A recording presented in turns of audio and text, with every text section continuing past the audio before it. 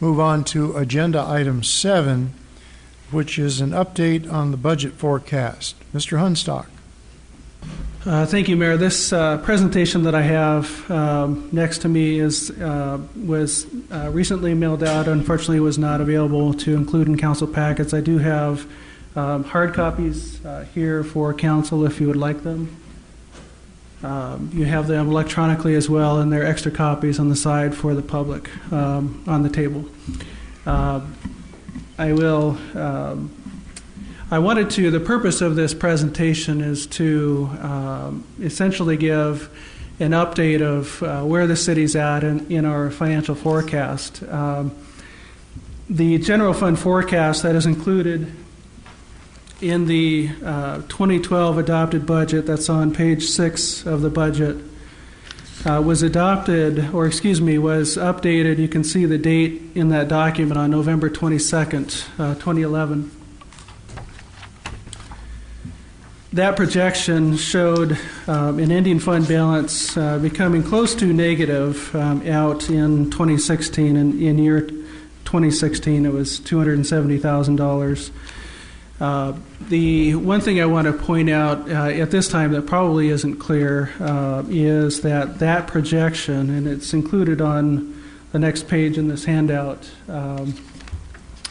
when what is called fund balance on this report was the fund balance in the general fund 001 and the $1.9 million in the emergency financial reserve fund 006. So those two added together with $2,500 in a drug enforcement fund tie to the number at the end of 2010, beginning of 2011, that agrees with the city's financial statements. This number here at the bottom of 2010 and this number at the top of 2011. Again, it's not real apparent from that report, but the fund balance for that purpose and that agree to the annual audited financial statements are 001 general fund and the $1.9 million in the emergency financial reserve fund. As I mentioned, that projection was developed in November of 2011. Since then, we've had a number of things that have impacted the city's budget, not just for 2012, but also going forward. Specifically, the city stopped receiving liquor excise taxes on July 1st of this year. And according to the Department of Revenue, the estimated loss for the city of Edmonds specifically is approximately $211,000 on an annual basis. So obviously this year we'll see about half of that in 2012. We were notified a couple months ago that the PERS employer retirement contributions are expected to increase by more than 25%. The impact for the city's rates for PERS will be about $180,000 annually. The employee contributions are changing just a slight amount. The larger change there was to the employer contributions, again 25% increase in our contribution rate. That will be taking effect on July 1st of next year, so we'll see half of that impact on the 2013 budget, and then the full $180,000 plus in future years beyond 2013. We recently received notification that the state Supreme Court implemented new rules regarding public defender caseload limits. I have some background information if you're interested in that. The essence of, I think, what is being considered is public defender could not necessarily defend 2,000 clients per year, but there are certain caseload limits, and I believe those limits apply to, different limits apply to different types of cases. I think they're probably in the 400 to 600 range, but I do have plenty of detail on that decision by the state Supreme Court if you're interested in seeing the detail. The estimate that we have at this date is that we'll approximately double our public defender costs. The impact of that is estimated to be about $134,000. That change will take effect in January of 2013. We also recently received notification that the state is expecting a surcharge in L&I disability rates. Apparently, the state's disability fund is not where it should be, and the state will be imposing a surcharge on all of the members, including local government. Our estimate on that is the impact will be about $56,000 annually. I should mention at this point, all of those items that I've mentioned, those 4 items to date through this $56,000, none of which we have any control over. These are all imposed primarily by the state, one by the state Supreme Court, but we as a city have absolutely no control over those cost changes. Want to make that point clear. The next item that's on the list is council has approved a number of budget amendments so far this year.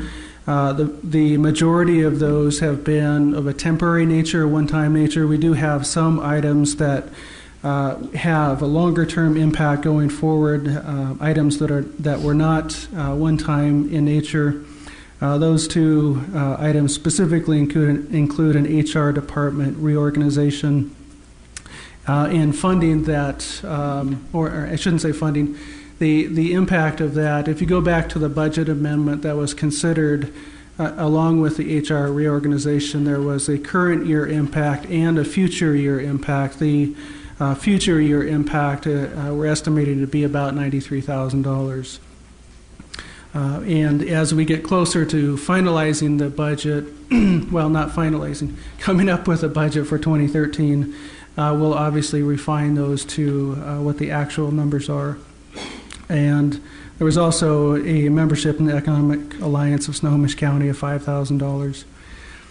The impact of all of those items increases the deficit that we are projecting for 2013 from $813,000 to approximately $1.5 million in 2013. This is an updated version of the financial forecast. Again, the original version is in the published budget document on page 6. This incorporates all of the changes that are on the previous 2 slides.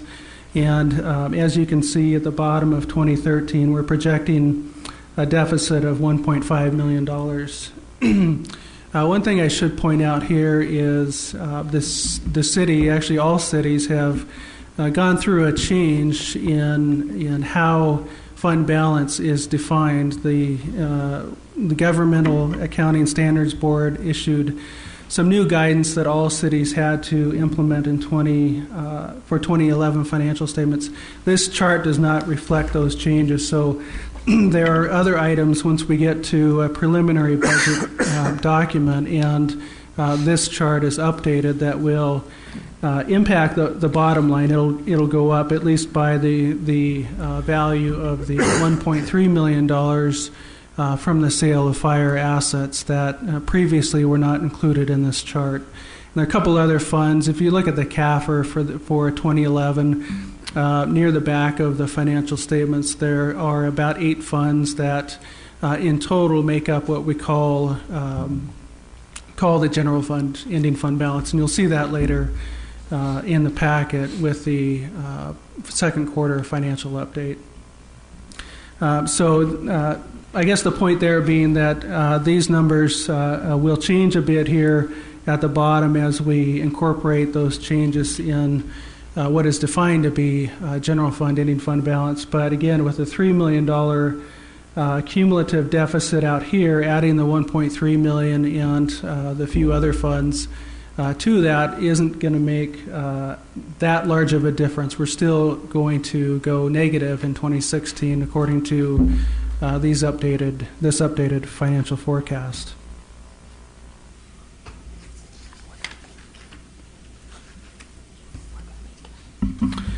So the next slide that you have, again, just to reiterate, the old and new projections do not yet include that $1.3 million from the sale of fire assets. We'll update that. Unfortunately, it won't have a large impact for the timing on when that financial forecast would go negative. We have not included yet in that forecast a number of other items that we expect to be included in the 2013 proposed budget that will be presented to Council in October. Those include, we have talked over the last several months about potentials for across-the-board budget reductions. You will have before you as Council here before too long what we've called a voluntary separation incentive program that impacts potentially long-term permanent staffing. And this also does not include efforts that we are working on at this time to decrease the employer's cost of health insurance. So those have yet to be determined. Those will all be incorporated into a proposed budget that will be presented to Council in October. So I just want to point out that those items are not yet incorporated into the updated financial forecast. As you can see from the bottom of the updated financial forecast, the deficit that we are projecting in 2013 now is 1.5 million, and that grows over time. The major cause for that, obviously, is expenditures growing faster than revenue, and when 60+% of our general fund budget is in salaries and benefits, and those are increasing at a significant rate, certainly more than the increase in revenue, then you're going to have a situation where the deficits grow each year. In order to address the structural problems, the long-term structural problems in the city's budget, we are currently working on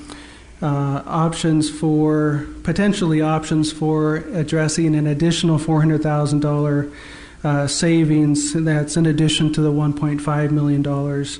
Again, that's an attempt to address the long-term structural problems that exist in our budget, and essentially would be a stopgap measure that would get us over to a time period where the council could implement budgeting by priorities and really take a holistic look at the budget, decide how much revenue we have to allocate, specifically what program areas those monies will be allocated to, and what the intended outcomes or objectives of those allocations are. So, whether it's 1.5 or 1.9, we're working on that range, but to the extent that we can address longer term structural issues in the budget, we'll certainly make every effort to do so. And with that, I'll turn it back to Council. I don't know if, Mayor, if you want to add any other comments related to this presentation. The only comment I'd make, Shawn, is when I signed on to this, there was a projected deficit of $800,000. And over time, I think the public can see with some of the directives, basically, that have come from the state, we have a substantially different number to deal with to solve the long-range problem, not only long-range but also short-term. The reality is we have, and we are working on many long meetings to reduce the budget by $1.5 million, and if we can, we're going to try and find another $400,000 to address the long-term structural problems. It's been very difficult working our way through this process. We're starting to reach some conclusion on a variety of potential cuts, but it has been, frankly, an unpleasant experience to go through, but one that we have had to address and we will address. As a kind of follow-up to the presentation by Shawn, I will have an op-ed out in the next few days regarding the same subject, addressing the same subject, just so that we can make the public aware that the problem that we're trying to solve has accelerated in large part beyond the end of last year, has accelerated into a problem that the state has handed us on a number of different fronts. Of the conclusions that Shawn just gave us, 3 of them are basically coming down from the state itself. A 4th one does come from the state Supreme Court. Of course, we must comply and work with that direction also. Any questions or comments from Council? Councilmember Buckshnas. Shawn, can you put up the executive summary, the latest one? Because I want you to carefully go over those numbers since we've had a hot discussion about the reserves these last couple of days. And I have the 2010 CAFR and 2011 CAFR with me. Okay, so what you're saying, and I want to explain it slowly, is that 6,855 in 2010, the ending fund balance, included the 1.9 million in emergency reserves because they were using the old-fashioned or the contrived working capital, modified working capital calculation. So we have moved away from that to true modified accrual accounting. Is that not correct? I would modify that just slightly. When in the preliminary budget document for 2012, the old modified working capital was used. When the final adopted budget for 2012 was published, this chart was updated to reflect the essentially tying these numbers to the CAFR. So this $6,855,000 does tie to the CAFR. This particular chart that's in the final published budget document does not reflect the old modified working capital. But it does include the 1.9. Correct. But the 1.3 at that point in time was put in the other governmental funds, which we don't know why, but now what we're doing is that 1.3 million, since we're going to be passing the first time in Edmonds history for a while a reserve policy, which we did, or will, we will now include the 1.9 and the 1.3 into a reserve policy and not have individual names or fund balances for them. That is correct. So what will happen with the budget amendment associated with the reserve policy that's on the agenda tonight is consolidate the 1.9 and the 1.3 in addition to $2 million from the general fund into one single fund. The one thing that I would mention is the accounting change doesn't necessarily change the dollars. It changes how they are accounted for and grouped together. So if you look at the 2011 financial statements, that shows an ending fund balance for general fund of $9.5 million. However, if you go to the back of the financial statements, you see that's made up of 001 general fund, 006 the 1.9 million, 010 I believe it was the 1.3, and a couple other funds that total that 9.5 million. The reserve policy doesn't change that in any way. What it simply does is take the 1.9 and the 1.3 and some of what's in 001, the general fund, and centralizes those dollars into a single fund so that in future CAFRs, what we would have, which might be 8 or 9 different funds that are called the general fund, it would be essentially 2 or 3 less than that. And we're just pretty much trying to align ourselves with what the rest of the industry does. Is that not correct? The implementation of a 16% target is consistent with recommended best practices by the Government Finance Officers Association. Right, because Laura and I went over this, and I do have on my 2010, Ellensburg has 17%, Mukilteo has 22%, and Redmond has 24%, which represented 2 months. So we did start looking at this back in 2010. And again, thank you, Laura, for helping me back then, and thank you, Shawn, for bringing this forward. Any other questions or comments from council? Councilmember Petzo. Shawn, I know from time to time we have gotten small elements of good news financially. And I guess in the old days I would have been clever enough to tell you what they all were since the beginning of the year. But something like a bond refinancing or something like a lower premium from WCIA since we got rid of the fire department, whatever it might have been. Are you building the bits of good news into your current forecast along with the bits of bad news? This chart, the updated chart, does not have a lot of the things that will ultimately be in the proposed budget that council will be presented with in October. Frankly, there haven't been a lot of good news items to incorporate, but certainly to the extent that we can, we will be incorporating those. Specifically on the bond refinancing, we anticipate that saving about $20,000 a year, at least $20,000 a year for about 9 years. So it definitely has an impact, and those will be we'll update when it comes time to put the proposed budget document together. We'll put those final debt service numbers in, so we'll include that cost savings of $20,000.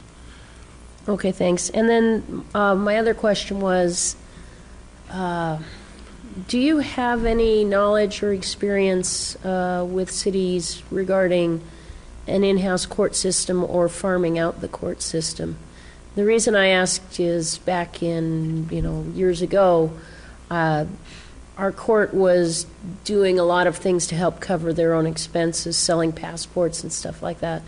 And I get the feeling that between the change for defense counsel and various other changes over the years, that may not be the case anymore. Do you know if there's any general benefit to looking at multi-jurisdictional efforts to provide court services rather than having your own court in your city? I would anticipate that would be an issue at some point we would look into. I can't really comment on when the timing of that would be. I certainly think we should go through some due diligence and analyze that. There may be a potential for cost savings there.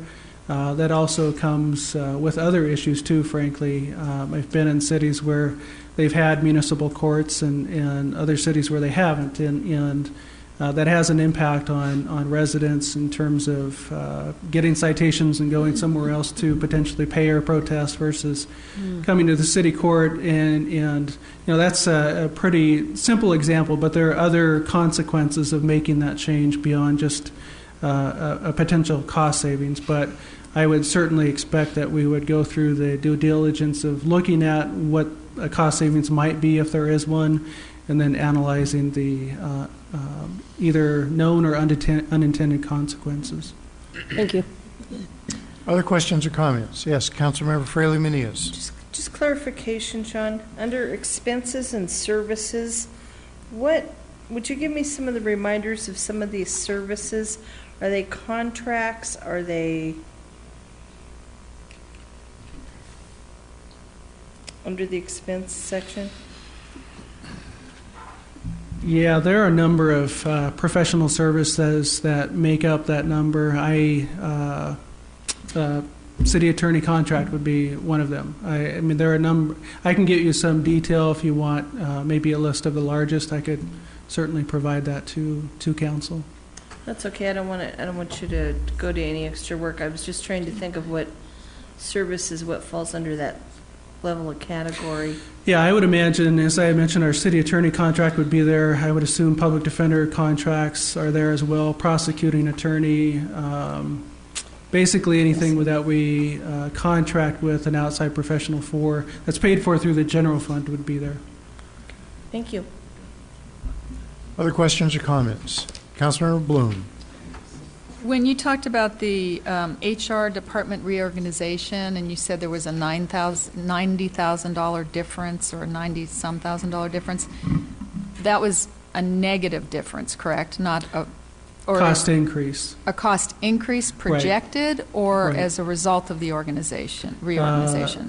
Well, cost increase projected as a result of the reorganization. My memory of it was that it actually cost us less when we reorganized, so I'm confused. Yeah, okay. Good evening, I'm Carrie Height, interim HR, and I can answer that question. If council recalls, at the end of last year, 2011, there was about $150,000 for a director salary in the HR budget that was cut at the very end of budget deliberations, with the charge for the new mayor to come back with some type of a reorg that would cover HR services. We've built $90,000 back in, so the net savings is about $60,000 But the budget that we started out with in 2012 was negative 150 from the previous year. Does that clarify that? Yes, thank Okay, you very thanks. much. Other questions or comments? Thank you very much. We'll move then to